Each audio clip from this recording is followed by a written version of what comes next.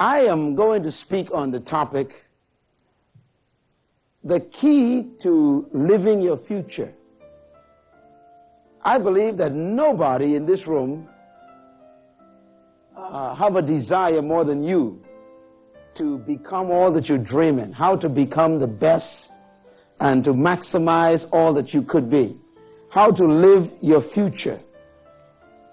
And when we think of the future, I believe that most of us think of it as being something that's far away. But the future is tomorrow. As a matter of fact, it's the next hour. The future is the next 5 minutes. And most people don't know how to live the future because the greatest threat to your future is your past. And most of the humanity that I have known and gotten to see over the years, there are 5.7 billion people on the planet right now, and I would dare say that 90% of those people that live on this planet right now are people who are experiencing destruction and personal perishing. They are perishing personally. They are not being successful. Do you know why? Because instead of living according to a vision, they're living according to a revision. Now, what is a revision? When you're going to do a revision, it means you go back and look at something you've already done. And do you know that when you revise a revision, you're basically living something that's already lived? When I was in college, one of the things that they taught us to do is to study, to take tests. I think all of you have had that opportunity. And when you prepare to take a test, what do you study? Things you should have already learned. And you kind of read notes, or you read books, or you go over different types of information that you're supposed to have learned already. So revisions really are living the past again. And most of the human entities on this planet are actually living their past because they're so preoccupied with revision, they don't live their vision. Now, what does the Bible say? You know, one of the wisest men that ever lived was a politician. His name was Solomon. And Solomon says, without a vision, you will perish. But I believe that most of the people on the planet are living their revision. Some are so busy remembering, they cannot forget. Now, you think about that with your life. There is a dream in your heart, and everyone has one, that is much bigger than the nightmare you experience it. Most people are so trapped by what they used to do, they have no energy to do what they should do. Most of the people I know are so afraid of past failures that they never attempt future possibilities. And I'm talking about 99% of the planet. How sad. It seems that people are so busy keeping in touch with their past that they never visit their future. The reason for that is because most of us live the unknown from the known. This is good and it's bad. You can only learn what you know. You can only know what you learn. And most of us live our lives based on what we did. Think about it. So the unknown is usually lived out of the known. And that is very dangerous because what you know should not limit what you could know. Memory immobilizes man. Make a note of that. Memory immobilizes man. Most of the people in this room, and it might be you as one of them, you are trapped by what you have already done. And it makes you question what you could do. That's why the majority of the people on this planet never live their future. Because the past to them is more important than their future. They are so preoccupied with what they've done that they never plan to do what they could. I believe that the greatest enemy of your progress is actually your last success.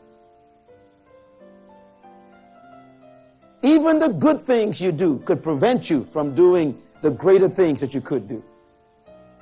That's why when people accomplish great things, they park in that parking place. They become so trapped by their success that they refuse to move on to what they could do that they haven't done yet. The past is dangerous. One of the greatest decisions that a human can make is to actually forget. God gave you the capacity to forget. God gave you the ability to literally turn things off. Now, I must confess that it's impossible to not have a memory, but it is possible to not allow your memory to influence you. It's possible for you to not allow what you did to interfere with what you could do.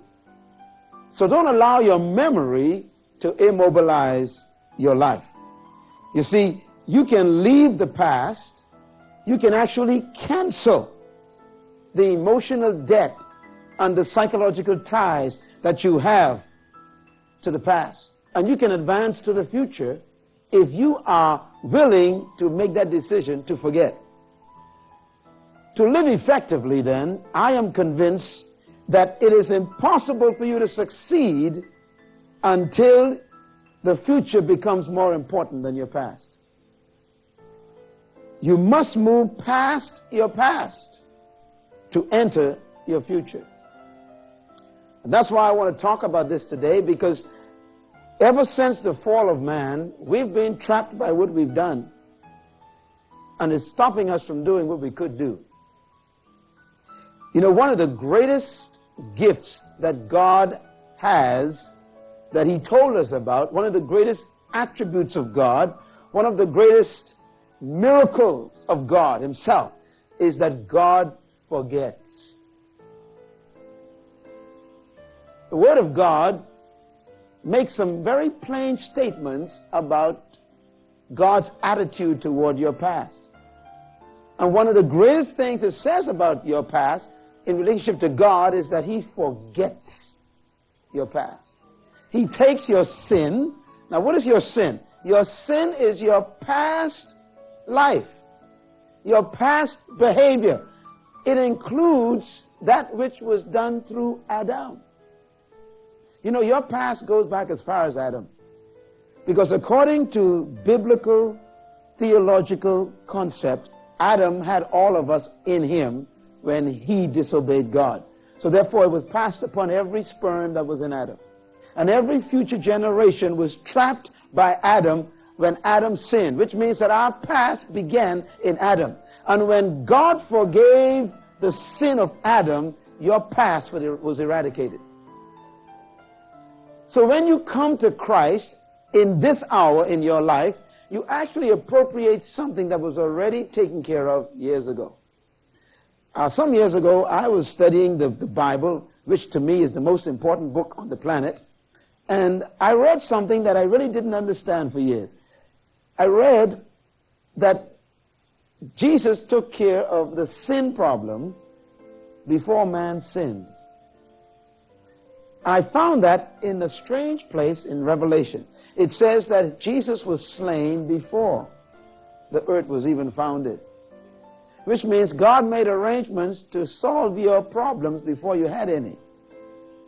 God made arrangements to deal with your past because He loved your futures too much. God has some things He wants you to do that He won't allow what you did to interfere with. That's why what you did is never more important than what you could do. Isn't that good news? You better clap at that one. I mean, God is so good that God's dreams for you are so important that God made arrangements for your past so that your future could still be possible even if you messed up in the past. That means God planned my past before my future so that my past will not interfere with my future. So when we come to Christ and He forgives us, We are cashing in on something that's already done. And that is why forgiveness is not something that God just decided to do. He forgave you while you were yet a sinner. Jesus died for you while you were yet a sinner. So you are not a haphazard second thought of God. He always had plans for you to be successful. Therefore, if you fail, it's because you decided not to succeed. God hates to see you fail. He made arrangements for you never to fail. That's why anything that happens to your life that is not God's best for you is a temporary detour. To me, that excites me. That's why I love the word forget. Everybody say forget. Tell your neighbor, forget it. Come on, just say it with some feeling. Say, forget it. Can you take him, hit him with your shoulder, say, forget it. Now, of course, they're trying to figure out what you're talking about, right?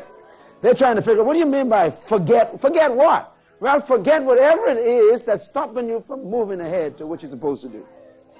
Forgetting is important to your future.